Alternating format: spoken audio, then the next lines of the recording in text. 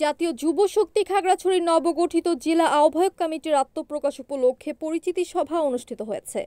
শুক্রবার ২৬ সেপ্টেম্বর সকালে যুবশক্তি এনসিপির খাগড়াছড়ি জেলা কমিটি মহাজনপাড়ার একটি রেস্টুরেন্টে এই পরিচিতি সভার আয়োজন করা হয়। জাতীয় যুবশক্তির খাগড়াছড়ি জেলা আহ্বায়ক জুনেল চাকমার সভাপতিত্বে, সিনিয়র যুগ্ম আহ্বায়ক সোহেল ত্রিপুরার সঞ্চালনায় এতে প্রধান অতিথি ছিলেন জাতীয় যুবশক্তির কেন্দ্রীয় সদস্য হারিচুন রহমান ডনি।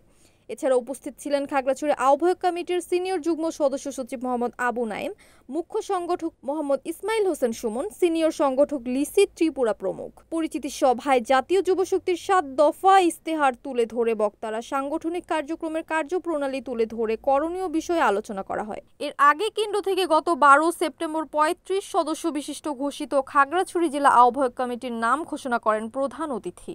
আগামী ১ বছরের জন্য কমিটিতে জুনেল চাকমা আহ্বায়ক ও জাহিদা আক্তার সদস্য সচিব ও মোহাম্মদ ইসমাইল হোসেন সুমনকে মুখ্য সংগঠক সহ ৩৫ সদস্য বিশিষ্ট কমিটি অনুমোদন দেয় কেন্দ্রীয় জাতীয় যুবশক্তির আহ্বায়ক অ্যাডভোকেট মোহাম্মদ তারিকুল ইসলাম ও সদস্য সচিব ডাক্তার জাহিদুল ইসলাম। বিপ্লব তালুকদার, NAN TV, খাগড়াছড়ি।